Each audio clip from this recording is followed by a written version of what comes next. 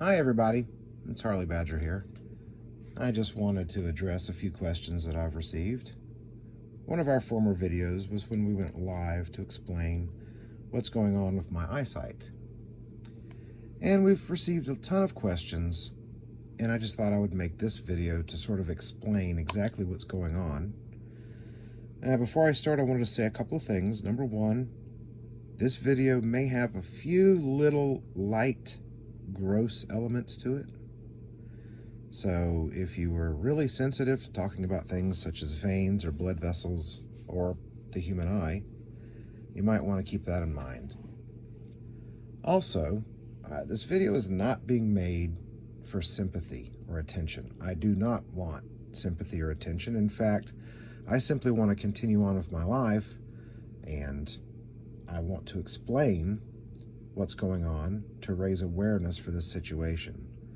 I do have several friends who are diabetic, and there's probably many more that watch this video, and if I can help just one person to retain their eyesight, then it's all worth it. So let's begin. First of all, I have been a type 1 diabetic all my life. It's nothing new to me. Needles, insulin, checking my blood with the finger prick. I've done that for decades. No big deal. However, in a period of time around 2005-ish, I went for a while without taking care of myself. And I ended up in the hospital over that. Now, fast forward later, I was diagnosed with diabetic neuropathy. Basically what that is the sensation. It begins with pins and needles on the feet and the hands, and it gets worse. And sometimes neuropathy can feel like your hands and feet are in boiling water, but you can't cool them off. You can't pull your hands out of the boiling water. You just have to deal with the pain. So there's medications for that, and I am on several regarding my neuropathy. But I digress, as that is not the purpose of this video. In 2015, during a regular eye exam, which I'd had every year for several decades, it was discovered that there were a few spots on my retinas that might indicate diabetic retinopathy. I'll explain further what retinopathy is here in a moment. This past July 2019, I was driving home and actually turning into my neighborhood when suddenly I noticed a few weird lines of blood in my right eye. It was really strange because they were clear and focused. I could see them clearly. And it was what you might imagine dropping a few drops of blood into water. That's what I saw.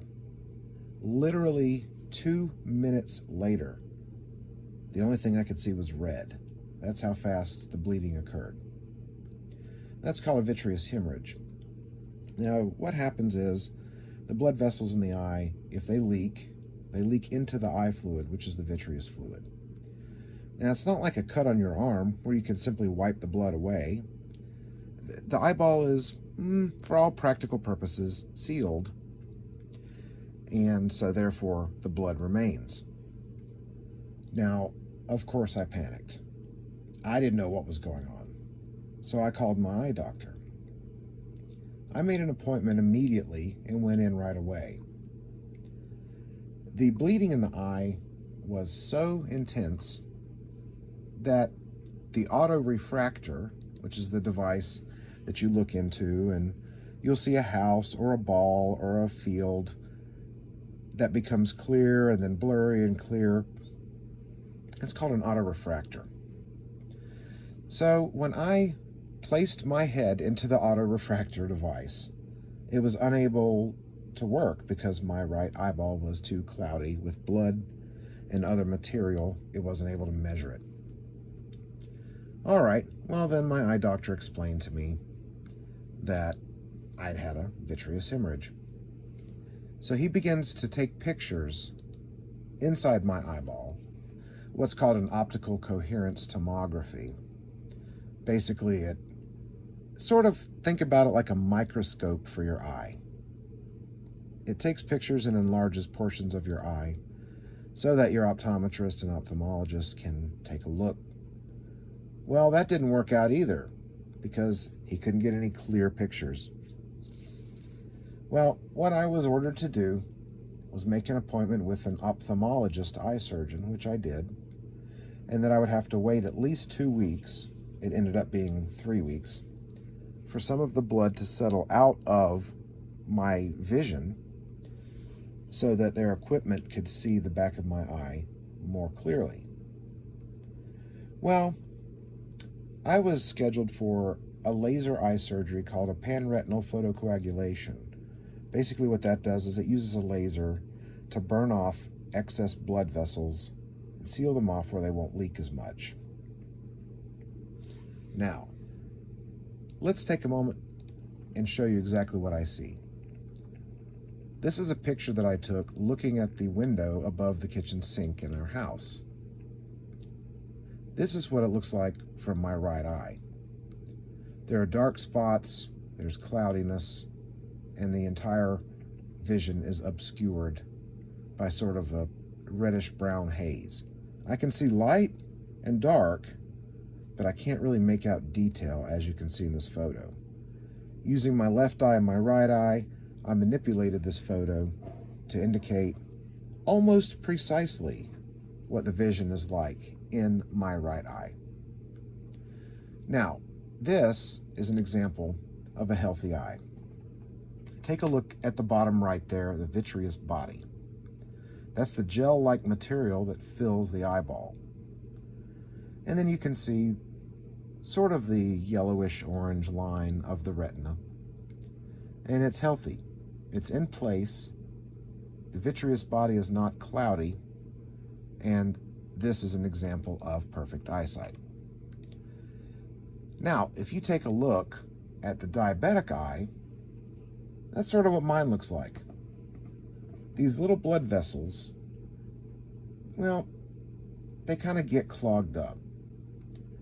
And when these blood vessels get clogged up, due to being a type 1 diabetic, the body naturally tries to grow new vessels to keep the blood flow. Now, the problem with that is these new vessels, here on the picture, the abnormal blood vessels, they're thin and sticky and not strong, so they tend to leak. And they leak blood into the vitreous body. Now, these vessels can also cause damage. There's various different ways that they can damage the retina, one of which I have, is scar tissue. Now, scar tissue kind of pulls away the retina, and it can tear the retina, it can make the dark spots like I demonstrated, and it can actually completely go dark, and that's what I've experienced at this point. So, I've had 3 panretinal photocoagulation surgeries. I have another one scheduled on the 28th if the eye doctor is able to see into my eye. Now, for the sake of time frame, relative to this video being published, about 10 days ago, I was sitting at the computer doing some messaging on Telegram, and I saw a bleed again. Saw a few lines of blood, and I sort of worried because I thought, well, I hope this doesn't affect my vision. I hope they, go away like they have been. But they haven't. In just a few moments' time, not even 5 minutes, it had gone completely dark. So, I called my ophthalmologist's office. Basically was told the same thing as before, that I have to wait to let the blood settle out. And then they can take a look and see if my retina is permanently damaged. The way they're going to do that is called a vitrectomy. Now, during a vitrectomy, what they do is, under sedation, they will make a small incision and insert a device that will remove the vitreous fluid. Now, my vitreous fluid will be replaced with a saline solution. It shouldn't be much different as far as vision, because it is a clear liquid, and it's safe to the eye and safe to the body. But that will allow a clear path for the ophthalmologist to take a look at my retina and see if there's anything else that can be done to reattach it. So I will know more on the 28th of October. Until then, I wanted to explain everything that's going on in a succinct way so that you can, kind of know exactly what I'm dealing with and how to avoid it. So if you're a diabetic, keep an eye on your blood sugar. Go to the doctor when you're requested to. Check often, just like the commercial said. Check your sugar and check it often. That is very true. Keep an eye on your hemoglobin, your A1C, and do what your doctor tells you to do. Don't Google, don't WebMD. Ask your doctor. I cannot stress that strongly enough. In closing, I have a few people I'd like to thank for information. People that have helped me personally and people that have helped me understand things in a way to present this in video form. So I'd like to credit Dr. Alejandro Molina, Dr. Gerald Nickelbein, and Dr. Brian Coe. Thank you guys, all three of you, for contributing not only to this video, but to my own preservation of eyesight. Everyone else, have a great day. Make sure to hit like and subscribe, and take care of yourself. This is Harley Badger, and I'll see you in the next video.